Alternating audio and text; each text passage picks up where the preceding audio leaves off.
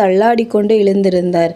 மேல் வேஷ்டியை எடுத்து தூசியை தட்டி போட்டு கொண்டார். அக்கம் பக்கத்தில் யாரும் இல்லை என்பதை கவனித்து கொண்டு அவசரமாய் கிளம்பி நடந்தார்.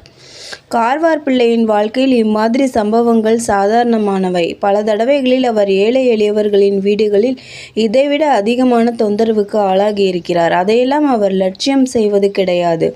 இது விஷயத்தில் அவர் தாமரை இலை தண்ணீர் போல வாழ்க்கை நடத்தினார் என்றே சொல்லலாம். ஆனாலும் இன்று நடந்த சம்பவத்தை அவர் அவ்வாறு உதறி தள்ளிவிட முடியவில்லை. இந்த முத்தையன் மடத்தில் தம் கீழே வேலையில் இருப்பவன். இனிமேல் அவனிடம் எப்படி வேலை வாங்க முடியும்?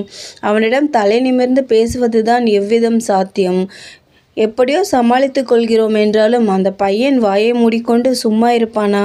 சன்னிதானத்திடம் போய் இல்லாததையும் பொல்லாததையும் சொல்லி வைத்தால் என்ன செய்கிறது? ஏற்கனவே தம் பேரில் புகார்களுக்கு குறைவில்லை.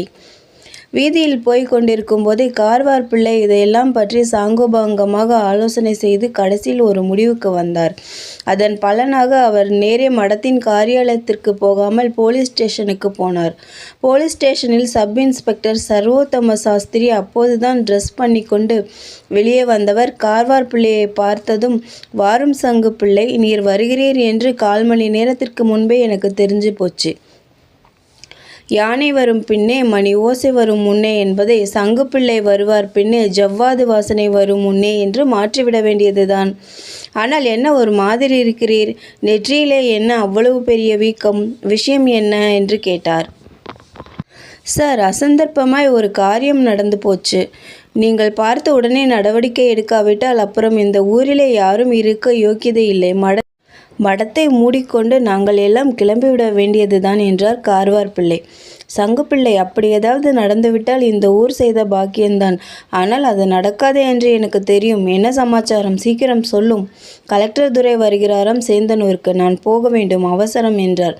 நல்ல வேளையாக போச்சு, நான் உடனே கிளம்பி வந்தது. பாருங்கள், மடத்திலே ஒரு தருதலை பயல் யாரோ சிபாரிசு பண்ணினார்கள் என்று வேலைக்கு வைத்தோம். முத்தையன் என்று பெயர்.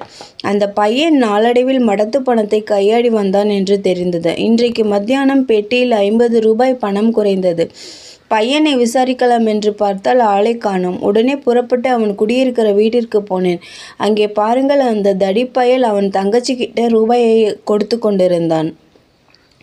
கையும் மெய்யுமாக பிடித்து கொண்டு வந்து போலீஸில் ஒப்புவிப்பதற்காக அவனை பிடித்தேன்.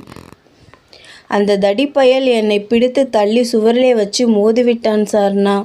கொஞ்சம் நான் உஷாராக இல்லாமற் போனால் மென்னியை பிடித்து கொன்றிருந்தாலும் கொன்றிருப்பான். நீங்களே உடனே வந்து அவனை அரெஸ்ட் பண்ணியாக வேண்டும். அப்போது சப் இன்ஸ்பெக்டர், இந்த கதையெல்லாம் வேண்டாம் ஐயா, நீர் சொல்கிறது